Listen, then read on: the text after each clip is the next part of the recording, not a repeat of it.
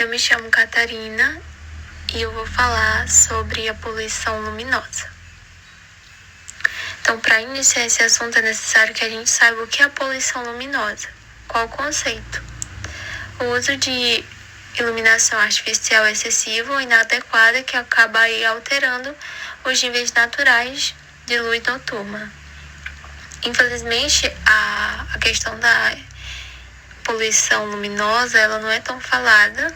Na verdade, é até considerado bonito locais que sejam muito iluminados, como, por exemplo, lá em Los Angeles, onde as pessoas se aproveitam para tirar foto daqueles telões enormes, cheios de propaganda e etc.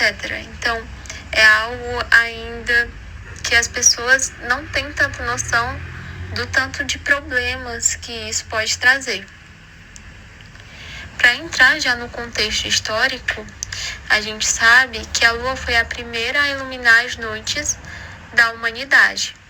Depois veio-se o fogo, as lamparinas, e por fim veio a invenção de Thomas Edison, na verdade, por fim, entre aspas, porque ainda evoluiu bastante, que contribuiu significadamente para o desenvolvimento das cidades.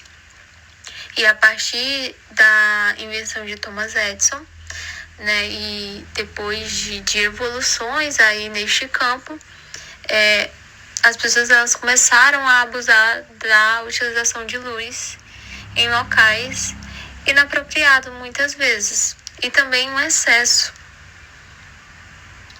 Então a gente vai ter os tipos de luzes. Existe a chamada brilho no céu, que é uma luz, uma iluminação na qual junta-se toda uma cidade, e aquela cidade é muito poluída com relação a gente olha para o céu e o céu é quase impossível de ver as estrelas, na verdade. Então essa iluminação, a iluminação brilho no céu, onde há uma junção de todas as luzes, e luzes essas mal direcionadas que evadem aí para lugares que não eram para invadir, e acaba que poluindo esses lugares luminosamente. Então, a junção dessas iluminações é chamada brilho no céu. A gente vai ter aí um outro tipo de poluição, que é a poluição por ofuscamento.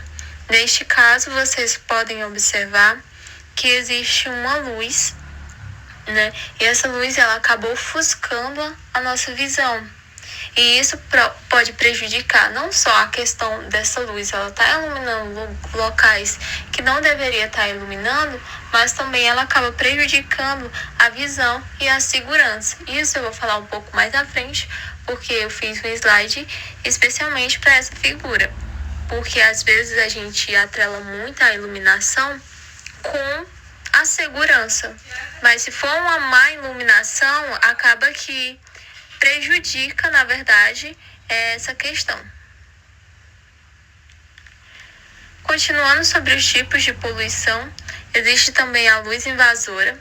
A luz invasora ela é o tipo de luz que ela não poderia estar naquele local e ela acaba invadindo o local. Como, por exemplo, aí, hotéis que ficam em frente a postes, e aquela luz do poste ela acaba atravessando a janela e refletindo no olho e impedindo que a pessoa tenha aí uma boa noite de sono. Então esse tipo de luz que acaba invadindo locais em que ela não seria necessária, acaba tendo aí sendo o tipo de poluição de luz invasora.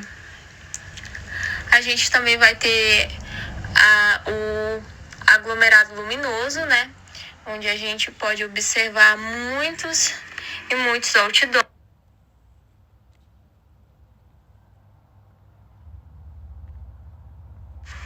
Eu me chamo Catarina e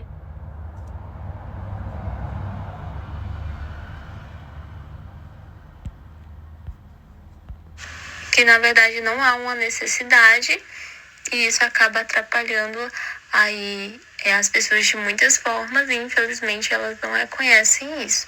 E essas questões que eu estou colocando, questões de saúde, questões de segurança, até mesmo da economia, eu vou falar um pouco mais lá na frente.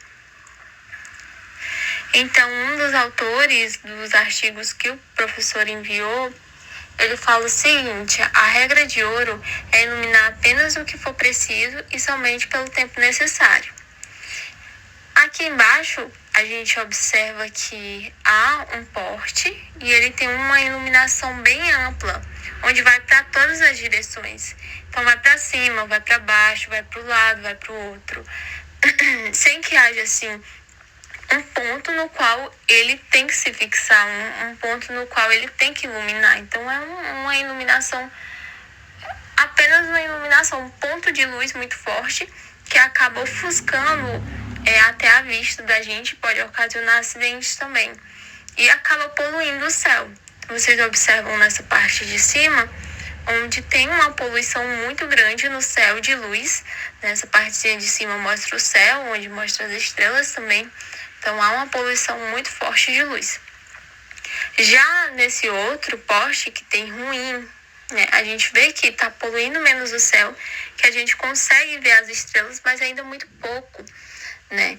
Então, tá iluminando aí os lados, porém, ainda está pegando um pouco do céu. E isso prejudica e polui o céu. No próximo poste, a gente vê um bom, né, um consideravelmente bom, né, onde a gente vê que ele não vai para o céu de forma alguma, né, porém ele ainda não é algo, não é determinado ainda o local onde ele deve iluminar. E a gente, por fim, observa esse último, que é o ótimo, que está iluminando bem o local onde é necessário ser iluminado. E vocês observam também lá na parte de cima que o céu ele não está mais poluído. Dentro dos artigos que o professor também enviou, um dos artigos ele mostra, na verdade, os tipos de lâmpadas que devem ser utilizados. E aí ele faz uma comparação com lâmpadas incandescentes, fluorescentes e de LED. Onde nas incandescentes ele fala que produz luz ao aquecer um fio dentro da lâmpada, mas gasta muita energia e tem vida útil curta. Já na fluorescente, né, ela é muito mais econômica, mas tem mercúrio, o que gera problemas ambientais no descarte. Ou seja, ela é econômica, porém ela acaba degradando aí o meio ambiente. E a gente vai ter também a de LED, né, que é a mais tecnológica, onde a tecnologia ela é mais moderna e produz mais luz gastando menos energia. Dura muito mais tempo, não tem mercúrio, não permite radiação ultravioleta e acaba ajudando aí a reduzir os custos e também a emissão do carbono. Qual cor devemos usar? Então, existe principalmente 2 tipos de luzes que são bastante utilizadas para iluminação de cidades. Uma delas é a luz azul, que é um LED branco frio, que atrapalha muito na questão da astronomia, dos ecossistemas, questão de animais noturnos que acabam sendo desorientados, na verdade, por essas luzes, e também a saúde humana. E a gente vai ter também, né, como muito utilizada, a luz LED âmbar ou amarelo. Elas têm bem menos impactos, né, ambientais e ecológicos e também astronômicos. Na imagem que eu trouxe, dá para observar bem uma cidade, né, na qual ela é muito bem iluminada, porém há um excesso de iluminação. Já com relação à luz âmbar e amarelo, a gente vê que existe uma iluminação também boa, porém ela preserva aí alguns lugares que devem estar no escuro. Com relação aos impactos sobre a saúde pública, a gente vai ter que o excesso de iluminação em cidades vai acabar tendo uma perturbação aí no ciclo circadiano, que é o ciclo biológico, e acaba desencadeando também doenças metabólicas, além de problemas de visão. Essas doenças metabólicas, a gente pode citar uma delas como a obesidade. E com relação ao impacto sobre a segurança pública, é necessário que a gente observe essa parte do artigo, em que ele traz uma imagem, né, que eu mostrei mais na frente, onde existe um indivíduo e ele está escondido, né, por trás da cerca, na verdade, próximo à porta. E aí, com a luz, que acabou ofuscando aí a visão do indivíduo que está na casa dele, provavelmente, ele acaba que não vendo o outro indivíduo que vai entrar. E aí o indivíduo, ele acaba sendo que meio que invisível, né? E isso acarreta perigos para ele, para a própria segurança da casa dele. Então tá aí mais uma vez reforçando a importância de ter uma iluminação boa até para a questão de segurança na sua própria casa.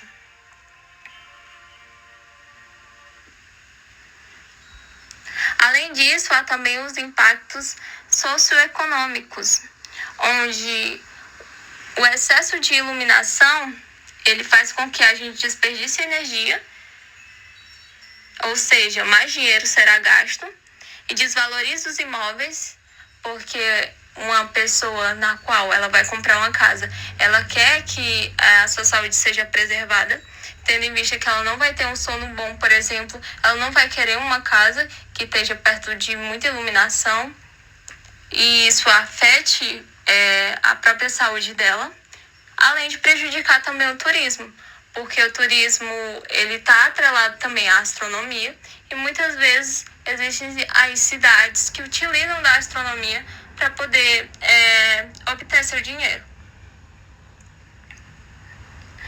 Com relação aos impactos na biodiversidade, o autor, ele traz alguns indivíduos nos quais eles são os mais prejudicados, como, por exemplo, o morcego, os anfíbios, mamíferos também são bem prejudicados, invertebrados e também primatas. Porém, para trazer um pouco mais para dentro da nossa realidade, eu trouxe algumas. Então, eu trouxe essa notícia em que dezenas de filhotes de tartarugas são encontrados mortos no Piauí. Na notícia, ele traz também que os animais, eles foram encontrados mortos na pista ao invadir um terraço de uma residência. Aí a moradora acaba acionando aí o Instituto Tartarugas do Delta, que é responsável pela identificação e a proteção dos ninhos. E a equipe apontou que os filhotes, eles foram atraídos pelas luzes dos postes. E eles acabaram confundindo a luz da lua com a luz do poste, e ao invés de irem em direção ao mar, esses filhotes acabaram fazendo retorno e indo para a rodovia, no qual eles foram atropelados. Então, vou dar um tempinho para que vocês leiam a notícia.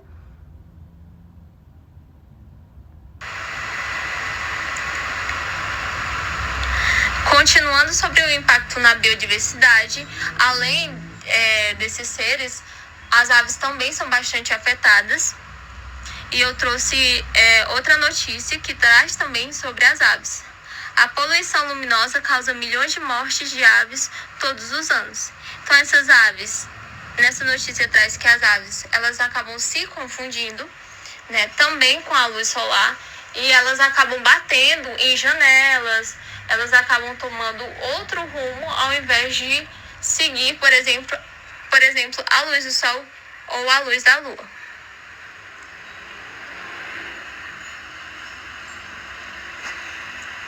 E para que esse problema ele seja resolvido, existem 5 princípios para a iluminação responsável. Essa iluminação responsável, ela deve ser útil, ela deve ser direcionada na intensidade necessária, ela deve ser controlada e com uma tonalidade apropriada. Então, vocês observam que isso é muito importante para a questão da conscientização também.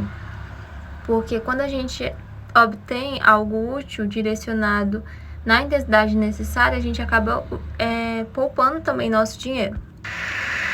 Nos artigos, ele acaba trazendo soluções e alternativas, onde a gente pode observar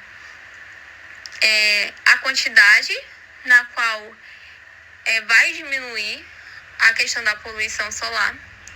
Por exemplo, aí, no iluminar apenas quando e onde é realmente necessário. Diminui aí 10 vezes a poluição luminosa.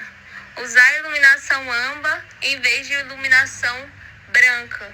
Diminui de 5 a 12 vezes a poluição luminosa.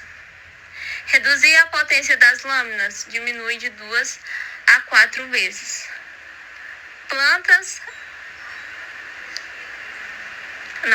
Plantar árvores e colocar resguardos na iluminação para criar obstáculos à luz 2 vezes.